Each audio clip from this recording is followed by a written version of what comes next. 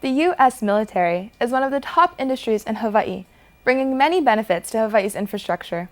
However, their presence is also affecting climate change in the Pacific. Pearl Harbor is one of the most prominent military bases known around the world. It's home of the Mighty Mo and other sunken vessels from World War II. But before all the destruction, it used to be a pristine marine ecosystem. Environmental activists are hoping to reverse those impacts by decreasing military presence in Hawaii. Demilitarization is divesting ourselves from this kind of addictive relationship with militarism.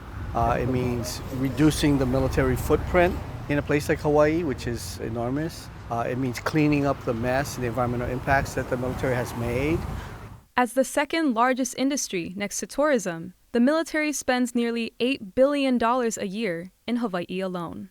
It's a huge part of the economy, and so people just are like, they'll take the money and not want to know where it comes from. About a dozen military bases are scattered throughout the Hawaiian Islands, with the majority located here on Oahu.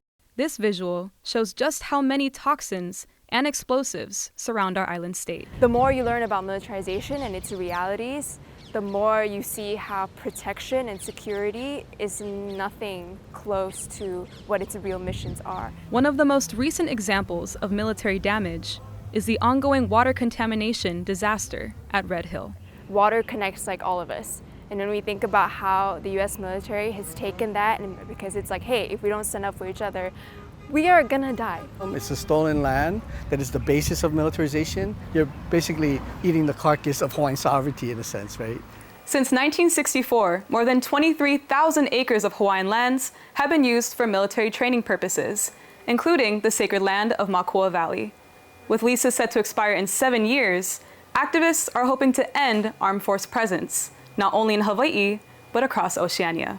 I see militarization as this force and this kind of large, ominous being, as a system does, is essentially find ways to destroy the roots and the livelihoods of people and of land and water.